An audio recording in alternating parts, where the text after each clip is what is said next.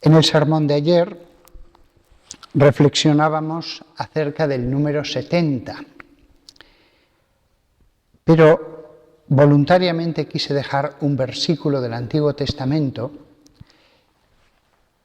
porque era un versículo que nos llevaba a considerar la Iglesia de un modo tan bello que dije, más vale comenzar el sermón de mañana donde dejamos el primero. Habíamos hablado del 70, qué simbolismo tenía, porque el Evangelio nos dice que en un momento dado después, primero Jesús predicó solo, pero sus milagros hicieron que mucha gente se agrupara a él. De entre ellos escogió a 12 y después escogió a 72 para mandarlos a predicar y les dio poder para hacer milagros. Entonces hay un versículo que está en Números, capítulo 33, versículo 9. El pueblo elegido estaba en el desierto, avanzando, había salido de Egipto. Y entonces en un lugar llamado Elim, dice, en Elim encontraron 12 pozos de agua. Y en Números 33, versículo 9, dice que en el mismo lugar encontraron 70 palmeras. ¿Por qué quería pararme en este segundo versículo? Fijaos, aquí tenemos del modo más precioso que podríamos describir a la Iglesia. Tenemos a la Iglesia que iba a aparecer pues más de 1300 años después con Jesucristo. Voy a leer un poco del capítulo 24, desde el versículo 4, el libro del Éxodo. Moisés entonces escribió todo lo que Yahvé le había dicho. Se levantó pronto aquella mañana y construyó un altar a los pies de la montaña y colocó 12 pilares de piedra representando a las 12 tribus de Israel. Fijaos, lo primero de todo, se pone por escrito todo lo que Yahvé había dicho. Lo primero, la escucha de la palabra de Dios. Lo mismo pasaría con Jesús. Al principio no había apóstoles, no había 72 discípulos, solamente había la palabra que estaba diciendo Yahvé encarnado. Dios hecho hombre hablaba. Lo primero que convoca a la Iglesia es la palabra del Señor. Y Moisés la pone por escrito. Lo mismo sucedería después en el futuro. Las palabras de Jesús se pusieron por escrito. Se levantó la próxima mañana y construyó un altar. La adoración, el culto a Dios. Nos reunimos en torno a un altar. Lo primero que hay que dejar claro tras escuchar la palabra es la adoración a Dios, al único Dios. A los pies de la montaña. Esta montaña es el monte Sinaí. La montaña es símbolo de Dios. Pocas cosas representan tan bien a Dios como la montaña. Porque la montaña es como una parábola. Nosotros somos pequeños, la montaña es inmensa, incomparable en grandeza. La montaña está llena de vida y en lo alto puede haber incluso nieve o las nubes lo ocultan. Cuando una montaña es grande, tiene bosques densos, húmedos, con vida en ellos y la cúspide ni siquiera se ve porque las nubes continuamente la tocan y la ocultan, es una representación de Dios preciosa, la vida de Dios, el misterio de una cumbre que a veces se requieren varios días para llegar hasta ella. No el monte Sinaí, que es menos alto que otras montañas, pero incluso el monte Sinaí en esta época, si Dios decidió revelarse allí, es porque debía ser un monte muy adecuado para ello. Dios escoge las cosas que quiere para su manifestación porque Él es el creador, puede hacer lo que quiera, es el todopoderoso. Entonces el altar estaba a los pies de la montaña, es decir, si la montaña representa a Dios, tenemos que estar a los pies del misterio de Dios y allí adorarle.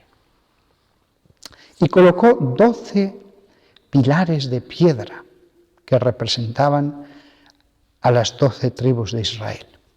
Es cierto, pero si recordamos después que de estas 12 tribus va a escoger a otros 12 y a uno lo va a llamar roca, Kefas, y recordamos que en el Apocalipsis se nos dice que la Nueva Jerusalén tiene 12 fundamentos, cada uno hecho de una gema preciosa. Entonces estas 12 piedras también representan las próximas 12 piedras sobre las que Jesucristo edificará su iglesia. Primero se escogen las piedras, se mueven al lugar determinado, se labran, se las prepara para lo que van a representar.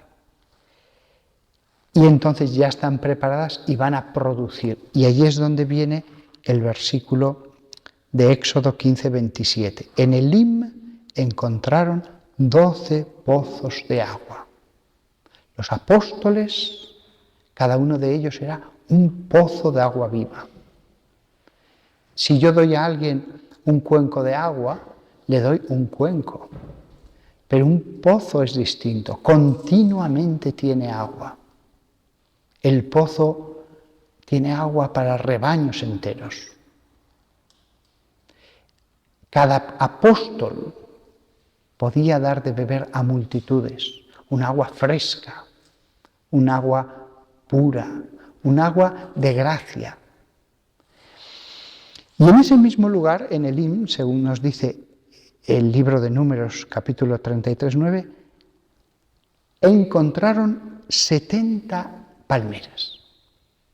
Estas 70 palmeras representan a estos 70 enviados y a los futuros 70 presbíteros. La palmera no puede nacer si no hay agua bajo ella. Es decir, los 12 pozos de agua alimentaban, mantenían con vida a las palmeras. Los apóstoles dieron ese agua a los presbíteros. Y los presbíteros, esto está representado en las palmeras que producen dátiles, alimentaron al resto de la población que vivía en ese oasis. Con lo cual tenemos los apóstoles y sus sucesores, los pozos de agua. Las palmeras, los 70 enviados que después serán los presbíteros. La vida que había en ese oasis, toda la vida de los laicos, alrededor de las palmeras y el agua. Podréis decir, hay mucha importancia en las palmeras, ya no digamos en los pozos que sostienen toda la vida, ¿y los laicos? Bueno, una abeja puede ser muy humilde y muy pequeña, pero la abeja puede producir miel. Es algo que no puede producir el resto de la vegetación que hay por ahí, ni siquiera la palmera. Con lo cual, la abeja, por humilde que sea, puede producir algo mucho más exquisito que toda la palmera. La palmera es necesaria para alimentar al rebaño, para alimentar a la multitud, pero la abeja puede producir algo mucho más exquisito.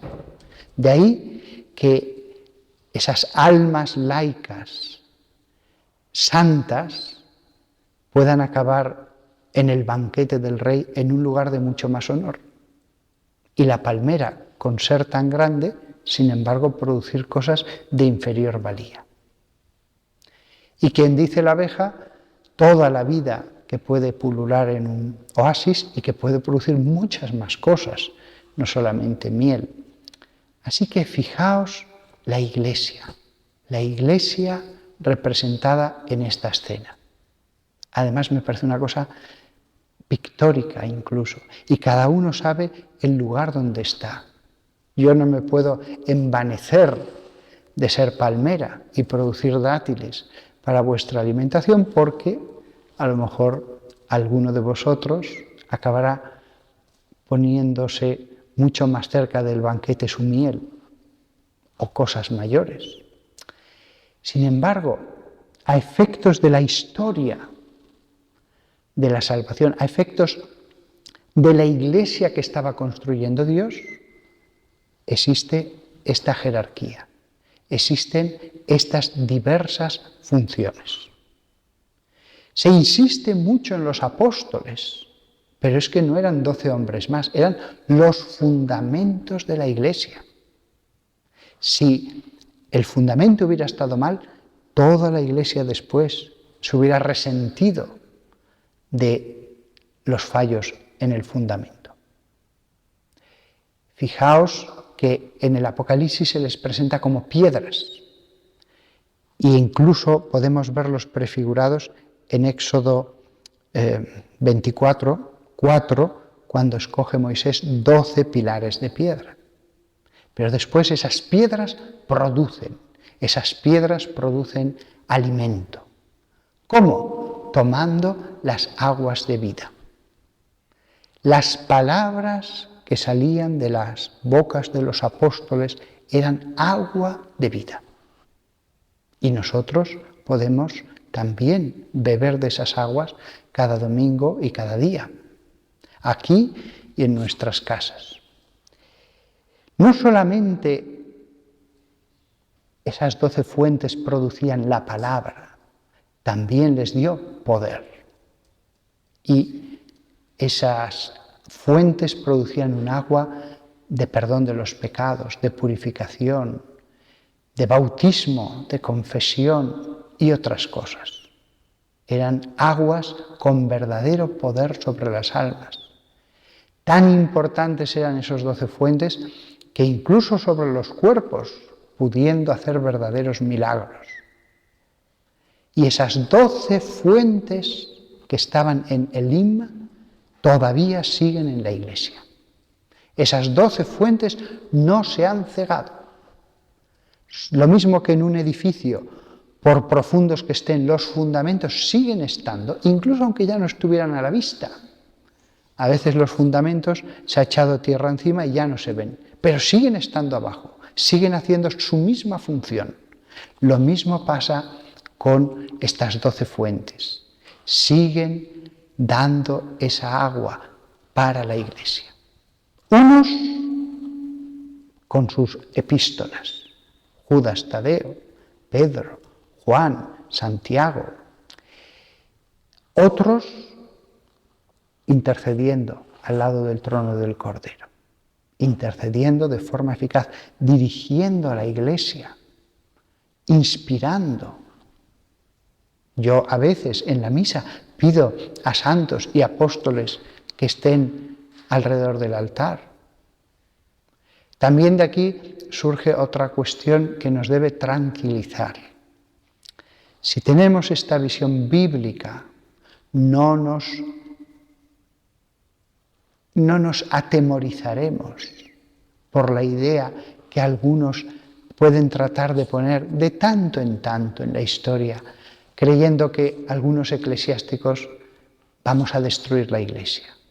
Es que están cambiando muchas cosas, es que están diciendo cosas nuevas. Tranquilos, los 12 apóstoles, desde Pedro hasta Matías, que ocupó el puesto del traidor, los 12 siguen cuidando de la iglesia. Es cierto que lo hace el Espíritu Santo, sí, pero también los 12 apóstoles. También los papas que ha habido en la iglesia no están en el cielo simplemente como espectadores. Juan Pablo II, Pablo VI, Juan XXIII, Juan Pablo I, todos están ayudando, inspirando, sugiriendo, no hagas esto, haz esto otro, mejora esto. Es una presencia eficaz, invisible, como los fundamentos, pero están allí, actuando cumpliendo su función. Por eso, lo que tiene que salir de nuestro corazón tras escuchar estas palabras de la Escritura es la paz. Tranquilos, tranquilos. Todo está como cuando lo dejó nuestro Señor y están velando.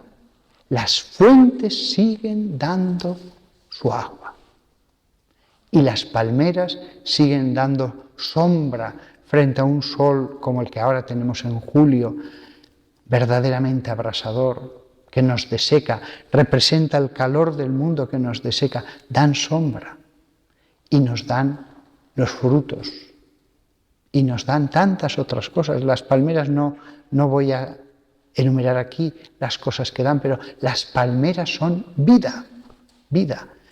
Donde hay un bosquecillo de palmeras, 70 son muchas palmeras, forman un verdadero techo, debajo hay un microclima, hay humedad y la vida surge. Fuera no, se abrasa todo, pero allí sí. La Iglesia es ese oasis, con esas aguas, bajo el techo de los presbíteros. No hay nada que temer. Con las abejas que producís una miel deliciosa y palomas que producen huevos nutritivos y cabritillos por allí rondando por la hierba que hay en ese oasis. Nada hay que temer. Tenemos que orar porque los enemigos están prontos. Los enemigos quieren destruir la vida que hay en ese oasis. Eso sucede hasta en los oasis reales. Parásitos, alimañas, leñadores. Pero tranquilos que el oasis tiene sus guardianes, ángeles y humanos. El oasis tiene sus guardianes. Y sobre todo tranquilidad, que si Dios, el Dios que es el dueño del oasis, el Señor del oasis, viera que uno de sus administradores lo va a destruir, porque es el administrador y con ese poder se puede destruir muy bien, lo retiraría, que Él está viendo, Él no está sin saber. Dios retiraría al administrador. Eso vale para lo grande, para una diócesis, Es cierto que a veces Dios da tiempo, pero si no se enmendara, al final actuaría. Dios da tiempo, eso también es cierto. Permite a veces a los administradores que hagan un cierto daño, pero Dios dice hasta aquí, y entonces cambia el administrador. Una enfermedad, un lo que sea, paz. Los 12 pozos siguen abiertos, dando su agua viva y pura. Las palmeras siguen dando sombra y alimento. Pues nada más. Además del alimento de la palabra de Dios, tendremos después el alimento mucho mayor en este oasis que es la Eucaristía y que podréis tomar. Que todos nosotros amemos el plan de Dios, porque como hemos leído en el Evangelio, ellos anunciaban los 72, el reino de Dios está cerca. Ahora, desde hace ya muchos siglos, el reino de Dios está sobre la tierra y los que estamos aquí pertenecemos a Él y nos beneficiamos de Él.